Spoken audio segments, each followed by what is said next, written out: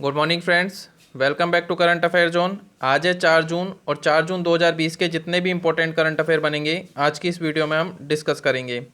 Current affair के सारे ही questions काफ़ी इंपॉर्टेंट हैं, इसलिए वीडियो को शुरू से लेकर एंड तक आप जरूर देखा करें। और आज की वीडियो में क्वेश्चन की संख्या भी ज़्यादा है और काफ़ी अच्छे लेवल के क्वेश्चन भी रखे गए हैं। यहाँ से एग्जाम में क्वेश्चन बनने की संभावना ज़्यादा रहेगी, इसलिए वीडियो पर बने रहें। अगर आप पहली बार वीडियो पे विजिट कर रहे हैं तो सब चैनल को सब्सक्राइब जरूर करें, साथ ही साथ बेल बटन को प्रेस करें ताकि जैसे ही वीडियो अपलोड हो आप तक नोटिफिकेशन पहुंच जाए। बात करें कोरोना ग्राफ की, तो कोरोना ग्राफ में आपको भारत की पोजीशन याद रखनी है। और आपको पता होगा हाल ही में एक पिटीशन दायर की गई थी सुप्रीम कोर्ट में, जिसमें क्या बताया गया था कि जो इंडिया बोला जाता है भारत को, उसका नाम अब भारत करना है। जो इंडिया है उसको रिप्लेस करके भारत नाम रखा जाए हमारे देश का। तो सुप्रीम कोर्ट ने मना कर दिया है कि ये जो दायरा है ये किस पर आता है, संसद में आता है। अगर आपको वो नाम परिवर्तित करना है तो आपको संसद में अध्यादेश लाकर वो नाम परिवर्तन करना पड़ेगा। तो अब ये मुहिम चलाई गई है कि जो इंडिया नाम है उसको अब भारत किया जाए। भारत का आंकड़ा आप देखेंगे लगभग 6,000 से ज़्यादा लोगों की मौत हो चुकी है। अमेरिका में आप देखेंगे 1,08,000 लोगों की मौत हो चुकी है। अमेरिका में 1,09,000, माफ़ कीजिएगा। ब्राज़ील में अभी भी केसेस बढ़ रहे हैं, लगभग 32,000 लोगों की मौत हो चुकी है। तो भारत का आंकड़ा आपको याद रखना है और धीरे धीरे अभी ये ऊपर भी बढ़ेगा। तो अभी भी आपको लॉकडाउन का पालन करना है, लॉकडाउन 5 का। कहीं कहीं जगह पे अनलॉक किया गया है इसको पूरी तरह से, तो आपको अभी भी सैनिटाइजर, मास्क, इन सब का उपयोग करना पड़ेगा। चलिए स्टार्ट करते हैं आज का करंट अफेयर। हाल ही में किस केंद्रीय मंत्री ने पहला ओपन ऑनलाइन गेम्स और एजुकेशन कार्यक्रम जिसका नाम है खेलो इंडिया ई पाठशाला लॉन्च किया है? तो खेलो इंडिया ई पाठशाला लॉन्च किया है कैबिनेट के खेल मंत्री किरण रिजिजू ने। इनका नाम इंपॉर्टेंट है, याद रखें, किरण रिजिजू। अब इसमें क्या है तो आपको पता होगा लॉकडाउन की वजह से जो एथलीट है, जो आने वाली प्रतियोगिता में पार्टिसिपेट करने के लिए तैयारी कर रहे हैं, वो अपने सेंटर पर तक नहीं पहुंच पा रहे हैं और उनको जो गाइडलाइंस है वो फॉलो नहीं कर पा रहे हैं, या फिर जो उनकी ट्रेनिंग है वो पूरी नहीं हो पा रही है। तो उसी के लिए किरण रिजिजू ने ये ऑनलाइन गेम्स एंड एजुकेशन कार्यक्रम जिसका नाम है खेलो इंडिया ई पाठशाला ये लॉन्च किया है। यहाँ से दो क्वेश्चन बनेंगे। पहला बनेगा कि केंद्रीय मंत्री कौन से थे जिन्होंने ये कार्यक्रम लॉन्च किया है, तो वो है खेल मंत्री किरण रिजिजू। दूसरा नाम दे सकता है कि किरण रिजिजू ने कौन सा कार्यक्रम लॉन्च किया है जिसमें एथलीट को घर बैठे ऑनलाइन गेम्स और एजुकेशन कार्यक्रम प्राप्त हो सकता है। तो उसका नाम है, योजना का नाम है खेलो इंडिया ई पाठशाला। दो क्वेश्चन बन सकते हैं, दोनों तरह से आप पढ़ें, इंपॉर्टेंट रहेगा। हाल ही में विश्व साइकिल दिवस या फिर वर्ल्ड बाईसाइकिल डे कब मनाया गया? इंपॉर्टेंट क्वेश्चन है, इस तरह की क्वेश्चन एग्जाम में बन सकते हैं। खासकर एसएससी के जो सीएचएसएल का आपको पता होगा, अभी टाइमिंग भी बता दी है कि कब से कब तक एग्जाम किया जाएगा, तो उसमें इस तरह के क्वेश्चन पूछे जाते हैं। जब आप आरआरबी एनटीपीसी का एग्जाम देने बैठेंगे तो वहाँ पर आपको लगभग 10 से 15 क्वेश्चन ऐसे मिलेंगे जिसका आपको आइडिया भी नहीं होगा। तो इसलिए करंट अफेयर आपको सारा का सारा पढ़ना है। तो वर्ल्ड बाईसाइकिल डे कब मनाया गया? तो ये मनाया गया था 3 जून को। इंपॉर्टेंट है, याद रखें।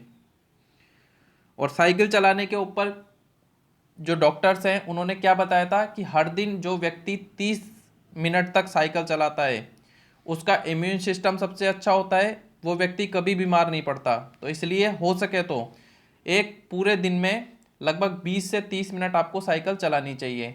आपका ब्लड सर्कुलेशन बढ़िया होगा और जो रोग प्रतिरोधक क्षमता होगी आपके बॉडी की वो अच्छी बनी रहेगी। तो इसलिए साइकिल चलाना सेहत के लिए काफ़ी ज़्यादा लाभदायक भी होता है। तो वर्ल्ड साइकिल डे कब मनाया गया? 3 जून को। कैसे याद रखना है? ट्रिक से आपको पता होगा 5 जून को क्या मनाएंगे हम? World environment day. तो आपको ऐसे याद रखना है कि वर्ल्ड एनवायरनमेंट डे से 2 दिन पहले हमने साइकिल चलाई, तो 3 जून को हमने क्या मनाया? World bicycle day. इंपॉर्टेंट है, याद रखें। अब एक क्वेश्चन आगे हम डिस्कस करेंगे, उससे पहले हम एमएसएमई की फुल फॉर्म याद कर लेते हैं। एमएसएमई की फुल फॉर्म क्या है? Ministry of micro small and medium enterprises. Full form में क्या आ रहा है? माइक्रो स्मॉल और मीडियम एंटरप्राइजेस। तो हम एक चीज़ डिस्कस करेंगे आगे करंट अफेयर में कि हाल ही में केंद्र की जो सरकार है और केंद्र का जो कैबिनेट है उसने एमएसएमई की परिभाषा को बदल दिया है। अब वो परिभाषा क्या बदली है तो वो हम डिस्कस कर लेते हैं। तो हमने डिस्कस किया था एमएसएमई में माइक्रो, तो माइक्रो से मतलब क्या है, माइक्रो इंडस्ट्री। तो माइक्रो इंडस्ट्री का जो परिभाषा दिया गया है नई, वो क्या दी गई है कि माइक्रो इंडस्ट्री में निवेश कितना होगा 1 करोड़ रुपए का, और कारोबार कितना तक हो सकता है 5 करोड़ रुपए का।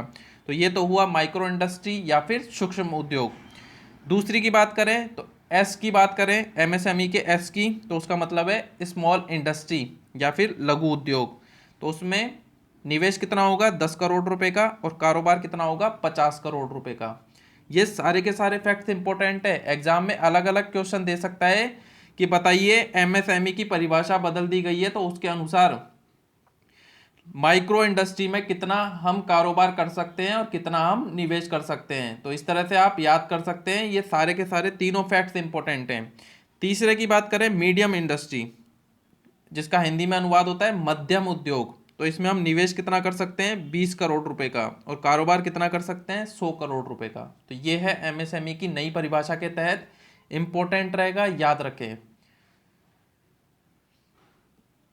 हाल ही में यूएसए में पुलिस प्रताड़ना से किस अश्वेत की मौत के बाद शहरों में प्रदर्शन हो रहे हैं। तो यूएसए में आपने देखा होगा न्यूज़ में काफ़ी ज़्यादा हिंसक प्रदर्शन हो रहे हैं, और इसके लिए जो डोनाल्ड ट्रंप है अमेरिकी राष्ट्रपति, उनको बंकर में रहना पड़ रहा है, इतना ज़्यादा प्रदर्शन हो रहा है अमेरिका में। तो इसलिए ये इंपॉर्टेंट बन जाता है ये क्वेश्चन। आपको पता होगा अमेरिका में जो हिंसक प्रदर्शन हो रहा है उसी की तर्ज पर भारत में भी यही प्रदर्शन करवाने की एक जो गठजोड़ है वो कोशिश कर रहा था, लेकिन उसको अब नाकाम कर दिया गया है। आपको पता होगा न्यूज़ में देखा होगा कि एक अफवाह उड़ाई गई थी कि जो वापस से शाहीन बाग बिठाया जा रहा है, तो वहां पर अब फिर से पुलिस वालों ने इकट्ठे हो चुके हैं और पुलिस बल तैनात कर दिया गया है, ताकि जो वापस से शाहीन बाग है वो फिर से ना लग सके। तो वो जो अश्वेत व्यक्ति है उसका नाम इंपॉर्टेंट रहेगा आपके एग्जाम के लिए। तो उसका नाम था जॉर्ज फ्लॉयड, आपको पता होगा, जिसके गर्दन के ऊपर पुलिस वाले ने 8 मिनट तक अपना घुटना टेक के रखा था, जिसके बाद वो पहले बेहोश हो गया और उसमें उसके बाद उसकी मृत्यु हो गई। तो उसी के बाद ये हिंसक प्रदर्शन जारी किया गया है। इसी हिंसक प्रदर्शन के बाद अमेरिकी जो राष्ट्रपति हैं डोनाल्ड ट्रंप, वो बंकर में अपनी शरण ली है उन्होंने, और उसके बाद अमेरिका में आर्मी तैनात की गई है इस हिंसक प्रदर्शन को रोकने के लिए। तो इंपॉर्टेंट क्वेश्चन बनेगा अमेरिका के लिए। अमेरिका की राजधानी क्या मिलेगी आपको, वॉशिंगटन डीसी।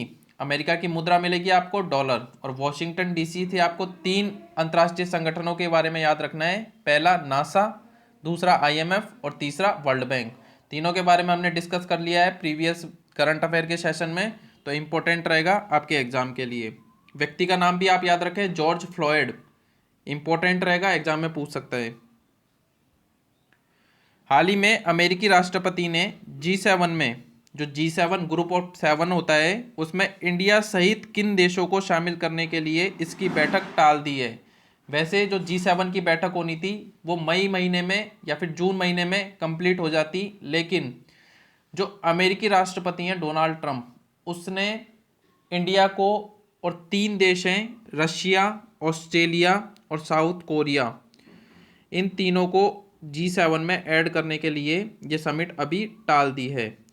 और एक क्वेश्चन और आप याद रखें कि जो G7 देश हैं इनमें कौन कौन से देश हैं, तो इनमें देश हैं UK, United kingdom, USA, America, Canada, Japan, Italy, Germany और फ्रांस। ये 7 देश हैं जिसको G7 बोला जाता है। और G7 की फुल फॉर्म क्या होती है, group of 7।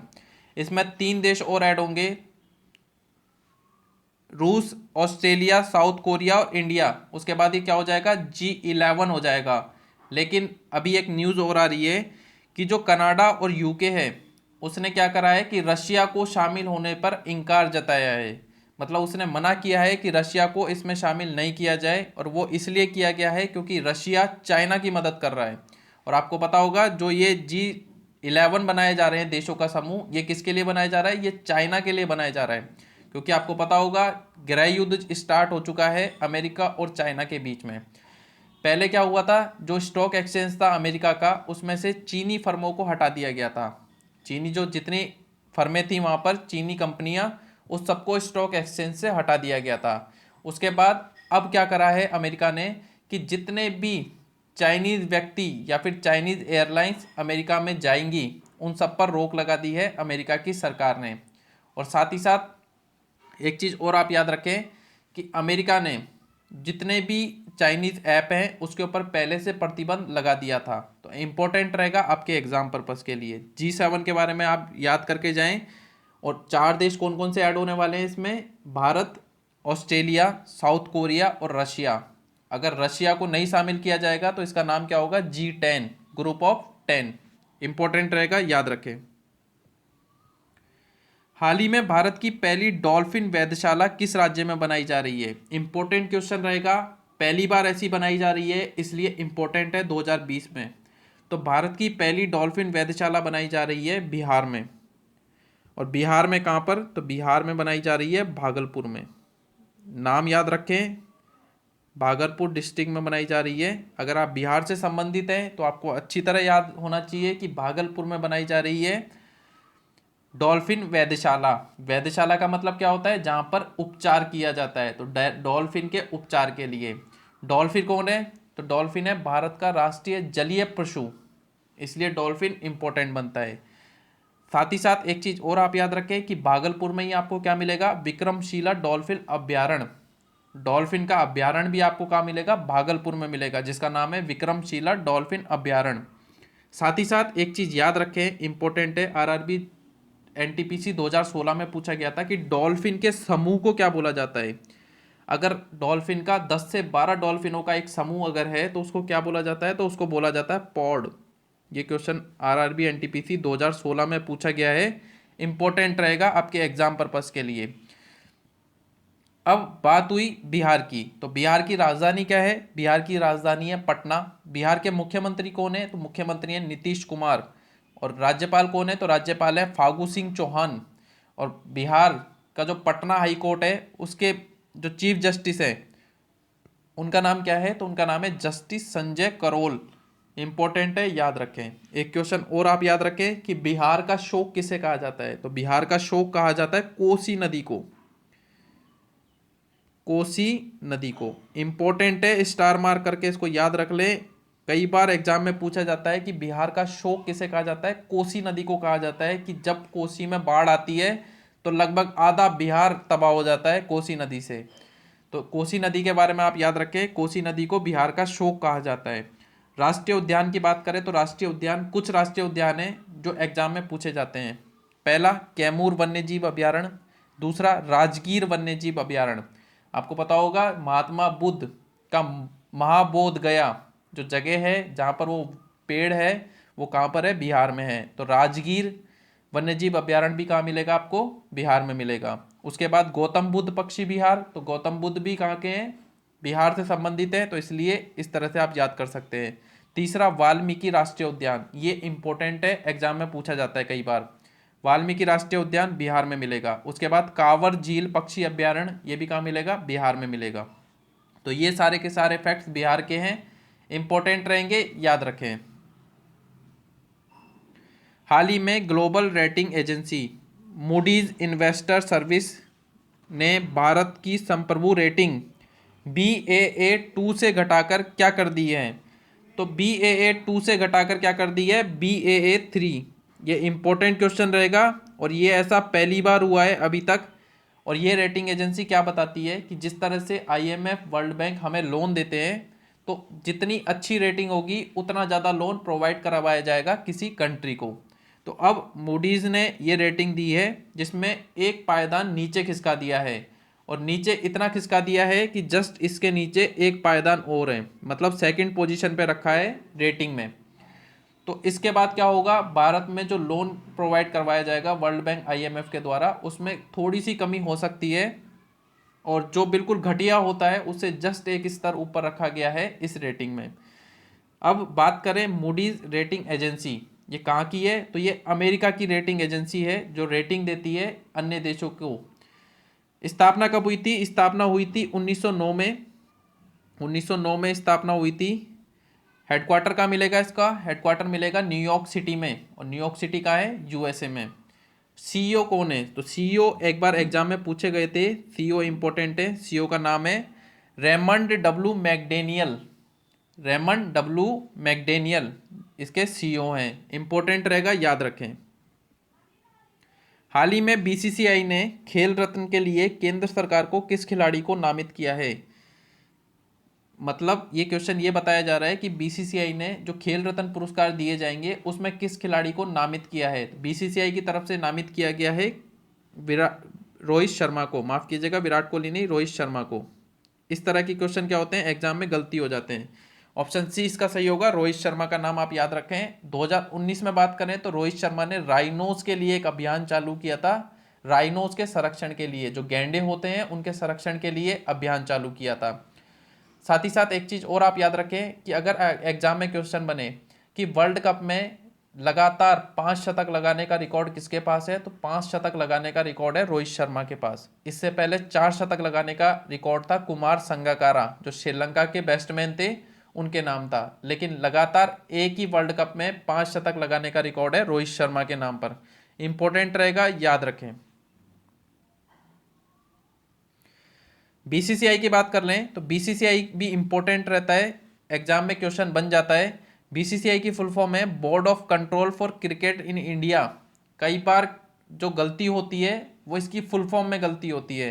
Board of control for cricket in India BCCI की फुल फॉर्म है। स्थापना कब हुई थी? स्थापना हुई थी 1928 में। मुख्यालय कहाँ है? मुख्यालय मुंबई में है। कई बार जैसे आप आरआरबी एनटीपीसी में अगर यही क्वेश्चन पूछा जाएगा मुख्यालय से, तो यहाँ पर क्या दिया जाएगा आपको? यहाँ पर स्टेडियम दिए जाएंगे मुंबई के, तो उसमें कौन सा स्टेडियम लगाना है आपको? वानखेड़े स्टेडियम। वानखेड़े स्टेडियम के अंदर ही बीसीसीआई का मुख्यालय है, इंपॉर्टेंट रहेगा। अध्यक्ष कौन है? अध्यक्ष है सौरभ गांगुली। उपाध्यक्ष कौन है? उपाध्यक्ष है महिम वर्मा। सचिव कौन है? सेक्रेटरी। बीसीसीआई के सेक्रेटरी कौन है? अमित शाह जी के बेटे जय शाह।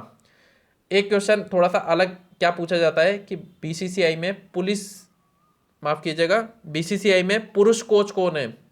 तो बीसीसीआई में पुरुष कोच है रवि शास्त्री, आप सभी को पता होगा अच्छी तरह। लेकिन महिला कोच कौन है? तो महिला कोच है WV रमन। ये इंपॉर्टेंट है, एग्जाम में क्वेश्चन बनेगा, WV रमन, ये एग्जाम में पूछ सकता है। तो ये सारे के सारे फैक्ट बीसीसीआई से आप याद रखें, एग्जाम में क्वेश्चन बन सकता है। हम जो नेशनल ऑर्गेनाइजेशन के बारे में डिस्कस कर रहे हैं उसमें जो कुछ इंपॉर्टेंट्स है उसमें बीसीसीआई सबसे ज़्यादा इंपॉर्टेंट बनता है, क्योंकि यहाँ से क्वेश्चन बनेगा ही बनेगा, किसी ना किसी शिफ्ट में बनेगा। और ऐसा नहीं पढ़ना है आपको कि ये सोच कर पढ़ें कि आप मेरी शिफ्ट में नहीं पूछा जाएगा, क्योंकि किसी को कुछ नहीं पता होता कि वो किसकी शिफ्ट में पूछा जाएगा। तो इसलिए सारा का सारा आपको पढ़ना है। जो नेशनल ऑर्गेनाइजेशन है वो बीसीसीआई है, और जो इंटरनेशनल ऑर्गेनाइजेशन है वो है आईसीसी। तो दोनों के बारे में आपको पढ़ना है, और अच्छे लेवल तक पढ़ना है, क्योंकि एक बार ऐसा पढ़ो कि लाइफ टाइम आपको याद रहे। हाल ही में दिल्ली में जासूसी करते पकड़े गए पाकिस्तानी उच्चायोग के 2 अफसरों को भारत ने क्या घोषित करके देश से निकाल दिया? आपको पता होगा, अभी हाल ही में न्यूज़ में बना हुआ था कि जो पाकिस्तानी उच्चायोग है उसके 2 जो अफसर हैं वो जासूसी कर रहे थे दिल्ली के अंदर। आपने देखा होगा, एक रेस्टोरेंट में बैठ के उनकी वीडियो वायरल हो रही थी, और उन्होंने क्या किया, उन्होंने आर्मी के जवान को फ़ोन करके उसको गलत इन्फॉर्मेशन मांगने की उन्होंने प्रयास किया था। तो उसके बाद उन पर कड़ी कार्रवाई की गई थी, और उनको क्या डिक्लेयर किया गया था? उनको डिक्लेयर किया गया था पेर्सोना नॉन ग्राटा। पेर्सोना नॉन ग्राटा ये एक लैटिन नाम है, जिसका मतलब क्या होता है कि अब ये व्यक्ति भारत के अंदर नहीं आ सकता। और ऐसा पहली बार नहीं हुआ है कि पाकिस्तान के उच्चायोग ने ऐसी हरकत करी है। कई बार बहुत से देशों में से ऐसे व्यक्तियों को ये घोषित करके वापस पाकिस्तान भेजा गया है। एक बार पहले की बात आपको बता दूं, इंटरेस्टिंग है कि जो भारत के उच्चायोग है जो पाकिस्तान में स्थित हैं, उनको एक बार वहाँ के किसी मंत्री ने थप्पड़ मार दिया था, और उससे जो नाराज हुए थे भारतीय जो रक्षा मंत्री थे, उन्होंने पाकिस्तान के उच्चायोग के हाथ पैर तोड़वा दिए थे। तो इस लेवल तक का जो होता है वो हमारी भारतीय सरकार करती है। तो पेर्सोना नॉन ग्राटा नाम याद रखना, कंफ्यूजन हो सकता है एग्जाम के अंदर। और करंट अफेयर यहीं से बनेंगे, और यहीं से आप सारा का सारा पढ़कर जाएंगे, तो आसानी से आपके 6 से 8 नंबर एग्जाम में मार्क्स बढ़ाएंगे ज़रूर। और अगर आपका टायर 1 क्लियर नहीं भी हो पा रहा है तो टायर 1 क्लियर होके दिखाएगा इस बार। तो इम्पोर्टेंट है, याद रखना। हाल ही में इस्पात मंत्रालय, जिसमें मिनिस्ट्री ऑफ स्टील बोला जाता है इसको इंग्लिश में सचिव का पदभार किसने संभाला है? तो सचिव का पदभार संभाला है प्रदीप कुमार त्रिपाठी ने। इनका नाम आप याद रखें, प्रदीप कुमार त्रिपाठी। इंपॉर्टेंट है, याद रखें। ऑप्शन सी इसका सही होगा। ये तो हुआ इस्पात मंत्रालय। एक आपको पहले बताया था मैंने, खान मंत्रालय, माइनिंग इंडस्ट्रीज के सचिव कौन बनाए गए थे? तो वो सचिव बनाए गए थे सुशील कुमार। इनका नाम भी आप याद रखें। एग्जाम में सारे के सारे इंपॉर्टेंट रहेंगे। 2019 से लेके 2020 तक के करंट अफेयर पूछा जाएगा, लगभग 1.5 साल का। तो सारा का सारा आपको याद रखना है, चाहे वो करंट अफेयर कहीं से भी रिलेट करता हो। और हम क्या करेंगे, अभी कुछ टाइम के बाद 25-25 क्वेश्चन का बना के आपको जो 1.5 साल का करंट अफेयर है उसके कुछ इंपॉर्टेंट फैक्ट्स आप तक पहुंचा देंगे, ताकि अगर वहां से क्वेश्चन बन जाए तो आपको आसानी से क्वेश्चन को करने में आसानी रहेगी। हाल ही में केंद्र सरकार ने FSSAI का नया CEO किसे बनाया है? FSSAI की फुल फॉर्म की बात करें सबसे पहले तो इसकी फुल फॉर्म है food safety and standard authority of India. जो भी आप खाने का पैकेट खरीदेंगे, सपोज आपने पनीर खरीदा, दूध की थैली खरीदी, दही का पाउच खरीदा, तो उसके ऊपर क्या लिखा होगा? FSSAI। क्या करता है वो ये काम करता है कि वो उसको प्रमाणित करता है कि जो इसकी क्वालिटी है वो एक अव्वल दर्जे की है और ये मानव स्वास्थ्य के लिए हानिकारक नहीं है। तो उसका जो ऑर्गेनाइजेशन है वो ये करता है कि किसी संगठन को, जो अपन कहते हैं कि ISI मार्क प्रोवाइड करना होता है, उसी तरह FSSAI उसको ऑथेंटिकेट बनाता है कि ये जो कंपनी के प्रोडक्ट्स हैं ये मानव शरीर के लिए लाभदायक होंगे। तो इसके CEO बनाए गए हैं अरुण सिंघल। इनका नाम आप याद रखें, अरुण सिंघल। ऑप्शन बी इसका सही होगा। अरुण सिंघल को बनाया गया है CEO। स्थापना कब हुई थी FSSAI की? इसकी स्थापना हुई थी अगस्त 2011 में। 2011 में इसकी स्थापना हुई थी। मुख्यालय कहाँ मिलेगा आपको? मुख्यालय मिलेगा नई दिल्ली। आपको एक पहले से ट्रिक बताई थी कि एक कॉलम बनाइए जिसमें जितने मुख्यालय दिल्ली में स्थित हैं ऑर्गेनाइजेशन के या संगठनों के, वो सारे के सारे आप लिख दें। 3 या 4 बार उसको पढ़ेंगे आप एग्जाम से पहले, आपको एकदम याद हो जाएगा, गलती होगी नहीं एग्जाम के अंदर। पहला दिल्ली का कॉलम बनाए, दूसरा मुंबई का कॉलम बनाए, तीसरा कोलकाता का बनाए। इनसे बाहर आपको 1 या 2 संगठनों के मुख्यालय और मिलेंगे। बस इतना काफ़ी आपके लिए, 3 पेज में आपके आसानी से कंप्लीट हो जाएंगे। और ज़्यादा से ज़्यादा कितना टाइम लगेगा आपको? 15 मिनट लगेगा दिल्ली का कॉलम बनाने में, मुंबई का कॉलम बनाने में 10 मिनट लगेगा और कोलकाता का कॉलम बनाने में 5 मिनट लगेगा। तो तीनों में जितने भी अंतर्राष्ट्रीय संगठनों के मुख्यालय हैं, माफ़ कीजिएगा राष्ट्रीय संगठनों के मुख्यालय हैं, वो सारे के सारे आप लिख दें। आसानी रहेगी एग्जाम में, कभी लाइफ में क्वेश्चन जो करोगे आप गलत नहीं होगा। अध्यक्ष के बारे में भी एक बार आप याद रख लें, अध्यक्ष भी इंपॉर्टेंट है इसकी। अध्यक्ष का नाम है रीटा टियोटिया। रीटा टियोटिया, अध्यक्ष का नाम भी याद रखें, रिया टियोटिया इसकी अध्यक्ष हैं। और CEO कौन है? अरुण सिंघल। दोनों का नाम इंपॉर्टेंट है। हाल ही में one nation one ration card योजना देश के 20 राज्यों और केंद्र शासित प्रदेशों में कब लागू हुई? तो one nation one ration card योजना आपको पहले डिस्कस किया था 2019 में, तब 7 राज्यों में इसका ट्रायल किया गया था। लेकिन अब क्या हुआ, ये लागू हो चुकी है। किस तारीख से? तो 1 जून से लागू हो चुकी है ये। ऑप्शन 20 का सही होगा। One nation one ration card योजना क्या है? One nation one ration card योजना है कि अगर आप राजस्थान में रहते हैं और आपने किसी जॉब प्रोफाइल की वजह से आप अगर किसी अन्य स्टेट में आपको ट्रांसफ़र मिलता है, सपोज आप हरियाणा चले गए, तो आप इसी राशन कार्ड से हरियाणा में भी अपना राशन खरीद सकते हैं। वर्तमान में जो राशन कार्ड है वो जिस राज्य में आप रहते हैं और जिस राज्य का आपके पास राशन कार्ड है उसी में आपको राशन मिलेगा। लेकिन one nation one ration card में क्या होगा, अगर आप राजस्थान के हैं तो भारत के किसी भी राज्य में अगर आप रहना चाहते हैं और वहाँ पर रह रहे हैं तो उसी कार्ड से आपको राशन वहाँ पर प्रोवाइड किया जाएगा। तो ये है one nation one ration card योजना। इंपॉर्टेंट है, याद रखें। कितने राज्यों में स्टार्ट की गई है? 20 राज्यों और केंद्र शासित प्रदेशों में स्टार्ट की गई है one nation one ration card योजना।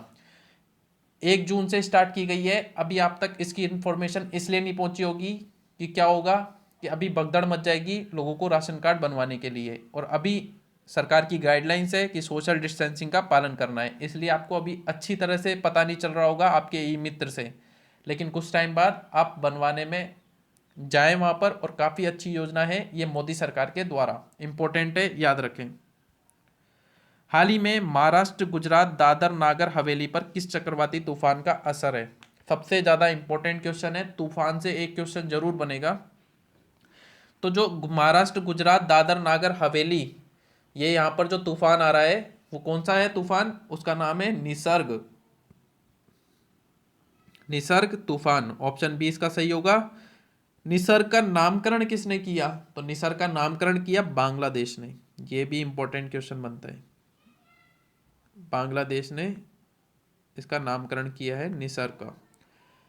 कहाँ पर आया है? ये आया है पश्चिमी क्षेत्र में, और पश्चिमी क्षेत्र कौन सा है? ये हमारा भारत का नक्शा है सपोज, तो यहाँ पर है गुजरात, उसके नीचे है महाराष्ट्र, उसके नीचे है गोवा, उसके नीचे है दादर व नागर हवेली। तो ये पूरा का पूरा हिस्सा यहाँ से इस तरह से तूफान अटैक कर रहा है। 104 किलोमीटर प्रति घंटे की रफ्तार से हवाएं चली थी, जिसमें पेड़ों का और जो सड़कों पे वाहन थे उनका नुकसान हुआ है। नामकरण याद रखना, बांग्लादेश ने नाम दिया है इसको निसर्ग। इससे पहले कौन सा तूफान आया था? वो आया था अम्फान। कौन सा आया था? अम्फान। अम्फान का नाम किसने दिया था? अम्फान थाईलैंड ने। ये इंपॉर्टेंट क्वेश्चन रहेंगे आपके एग्जाम के लिए। और कुछ दिन में मैं कोशिश कर रहा हूँ एक टैबलेट लेने की, वहाँ से आपको क्या होगा कि टैबलेट पे जो हम टाइपिंग करेंगे वो काफ़ी एक्यूरेट टाइपिंग होगी, क्योंकि अभी क्या हो रहा है कि अभी स्टिक से टाइपिंग नहीं कर पा रहे हैं, और जो टाइपिंग कर रहे हैं उसकी जो क्वालिटी है वो काफ़ी अच्छी नहीं बन पा रही है। इसलिए एक बड़ा टैबलेट लेके और जो स्टिक्स है उससे टाइपिंग की जाएगी, तो आपको अच्छे से बताया जाएगा सारे एक पॉइंट। लेकिन आपको चैनल पे बना रहना है, चैनल पे आपको सारी की सारी तैयारी करवाई जाएगी आरआरबी एनटीपीसी की, प्रीवियस ईयर से लेके एक्सपेक्टेड क्वेश्चन तक आपको तैयारी करवाई जाएगी, तो इसलिए चैनल पे बने रहें। तो निसर्ग तूफान का याद रखें, महाराष्ट्र, गुजरात, दादर नागर हवेली में इसने दस्तक दी है। हाल ही में किस देश के प्रधानमंत्री निकोल पाशिनियन व उनका परिवार कोरोना पॉजिटिव पाया गया? तो हाल ही में एक देश के प्रधानमंत्री हैं, जो कौन सा देश है? आर्मेनिया, जिसके प्रधानमंत्री हैं निकोल पाशिनियन व उनका परिवार कोरोना पॉजिटिव पाया गया है। इंपॉर्टेंट क्वेश्चन रहेगा, याद रखें। आर्मेनिया से एक चीज़ और आप याद रखें, ये लैंडलॉक कंट्री है। लैंडलॉक का मतलब क्या होता है? जिसके चारों तरफ स्थलीय सीमा हो, चारों तरफ स्थलीय सीमा हो, कोई भी जलीय सीमा ना हो। और ऐसा आरआरबी एनटीपीसी में एक क्वेश्चन पूछा गया था, जिसमें पूछा गया था कि 4 ऑप्शन दिए गए थे जिसमें कजाकिस्तान भी था। तो कजाकिस्तान के चारों तरफ क्या है? स्थलीय सीमा है, तो इसलिए कजाकिस्तान भी क्या है? लैंडलॉक कंट्री है। लैंडलॉक कंट्री का आप एक कॉलम बनाएं, उसमें आप याद कर सकते हैं लैंडलॉक कंट्री कौन सी है। फर्दरी मैं आपको बता सकता हूँ कि जिसके चारों तरफ स्थलीय सीमा हो, एक भी जलीय सीमा नहीं है, तो वो है लैंडलॉक कंट्री। हाल ही में ब्रिटेन में भारत का नया उच्चायुक्त या फिर हाई कमिश्नर किसे नियुक्त किया गया? तो ब्रिटेन में भारत का हाई कमिश्नर नियुक्त किया गया है गायत्री आई कुमार को। गायत्री आई कुमार को, इंपॉर्टेंट है, याद रखें। गायत्री आई कुमार कौन है? 1986 की आईएफएस इंडियन फॉरेस्ट सर्विस की अधिकारी हैं गायत्री आई कुमार, इंपॉर्टेंट है, याद रखें। जो कॉमनवेल्थ कंट्रीज होती हैं उसमें कौन होते हैं? उच्चायुक्त होते हैं, हाई कमिश्नर होते हैं। जो कॉमनवेल्थ कंट्री नहीं होती हैं उसमें कौन होते हैं? राजदूत होते हैं। इस चीज़ को आप याद रखें, काम आएगा आपके एग्जाम के लिए। ये लास्ट वीडियोस का आ गया है। माई लाइफ माई योगा प्रतियोगिता का शुभारंभ किसने किया? नरेंद्र मोदी जी ने किया था, जिसमें 3 मिनट की आपको वीडियो बनाकर अपलोड करनी है और वहाँ से आप इस प्रतियोगिता में ज्वाइन कर सकते हैं। ये इंपॉर्टेंट रहेगा, याद रखें। अगर आपको वीडियो पसंद आई, वीडियो का कंटेंट आपको हेल्पफुल लगा, तो वीडियो को लाइक ज़रूर करें, साथ ही साथ शेयर करना ना भूलें, क्योंकि आपको पता है चैनल नया है, तो ज़्यादा से ज़्यादा लोगों तक शेयर किया करें। It's humble request. और अगर आपको वीडियो पसंद आती है तो वीडियो को लाइक ज़रूर किया करें। कमेंट बॉक्स में आप अपना रिव्यू दे सकते हैं कि आपको वीडियो में क्या इंप्रूवमेंट करवानी है। मिलते हैं नेक्स्ट वीडियो में, तब तक के लिए जय हिंद, जय भारत।